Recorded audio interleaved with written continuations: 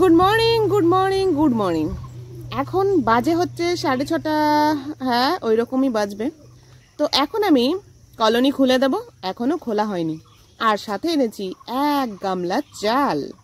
তো এই চালগুলো আমি আমার এইখানকার বয়মে কবুতর কলোনির যে খাবারটা দেওয়ার বয়ম আছে সেটার মধ্যে ভরবো, সাথে মিক্স খাবার তৈরি করব। ভেতরে ওই সাদা যে সোলার বক্সটা দেখতে পাচ্ছ ওর মধ্যে আমি খাবার রাখি, ওর মধ্যে রয়েছে অনেক রকমের খাবার, সব কিছু দিয়ে মিক্স করব। দেখো খুলে দেওয়ার সঙ্গে সঙ্গে ওরা বেরিয়ে গেল। আর মনে মনে ইচ্ছা আছে আরও অনেকগুলো কবুতর আমি আমার কলোনির জন্য নিয়ে আসবো। কলোনিটাকে নতুন করে সাজাতে হবে।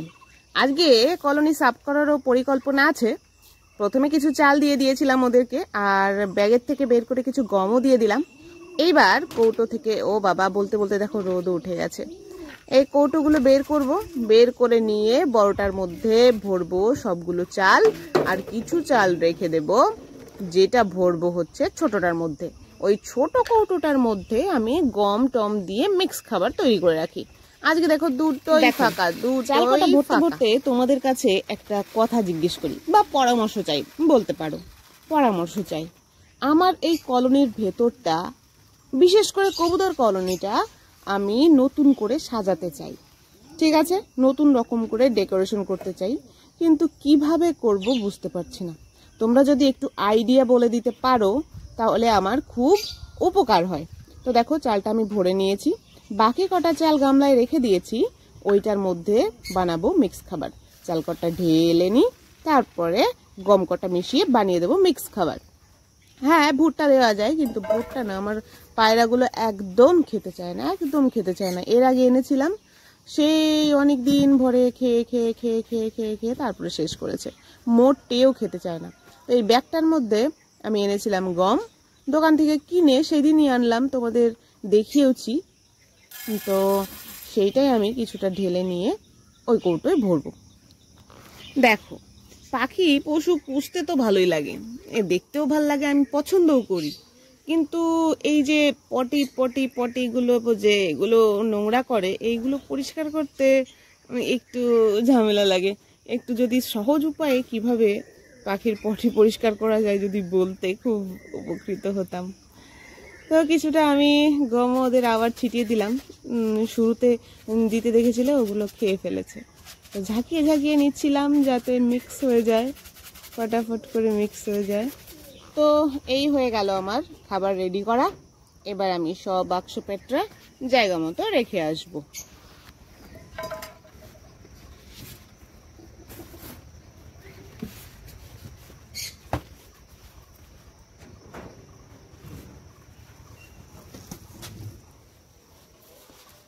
দেখো খাবার তৈরি তো শেষ।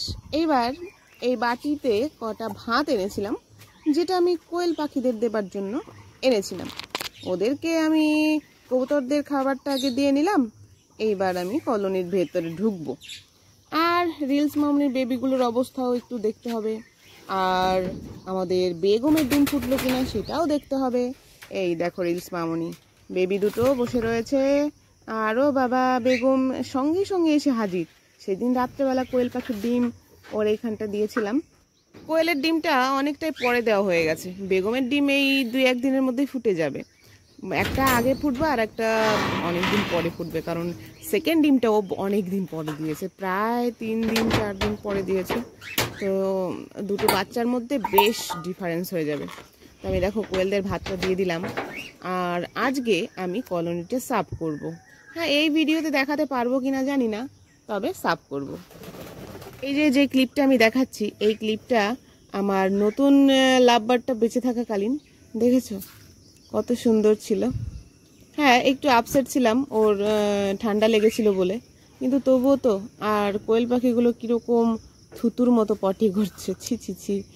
আর এইখানটা তোমাদের দেখাই, এই যে হাঁড়িটা, এর মধ্যে যে ড্রপটা আছে এই ড্রপটাই কিন্তু আমার লাভবার্ডকে লাগাচ্ছিলাম, হ্যাঁ জাস্টিয়ার বলে যে ড্রপটা।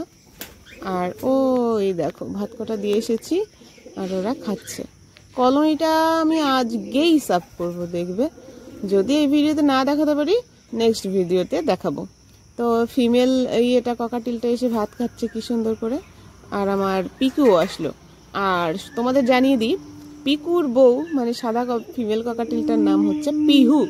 পিহু নামটা কেমন হলো বলো? পিকু পিহু, পিকু পিহু।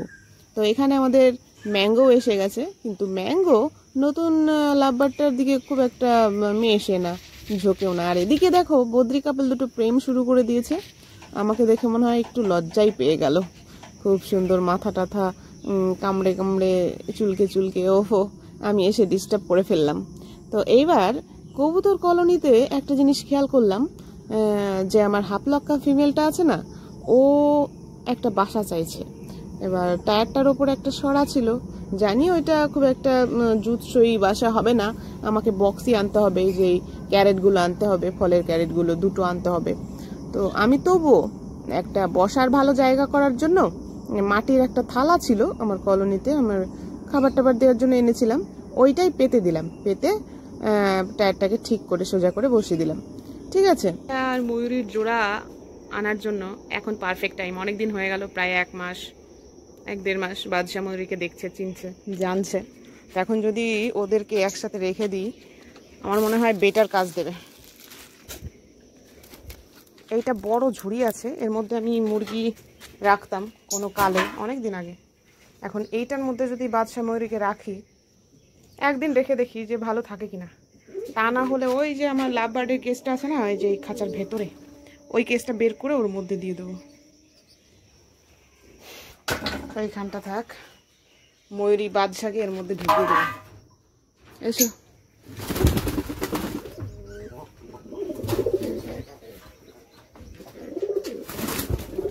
বাদশা ঢুকলো। ময়ূরী ময়ূরী ময়ূরী, দেখো অনেকটাই স্পেস আছে, অনেকটাই জায়গা আছে। দেখি এই কাঠটা দিয়ে রাখি, বেরোতে পারবে না। দেখবো দুটোর মধ্যে কি হয়। ঠিক আছে, একবেলা দেখি। তা না হলে ওই যে ওই কেসটা আছে না, ওই কেসটা বের করে পরিষ্কার করে ওর মধ্যে রেখে দেবো সপ্তাহখানিক, নাহলে 3 দিন রেখে দেবো। এবার দেখো দুটোই ঝগড়া করছে নাকি প্রেম করছে।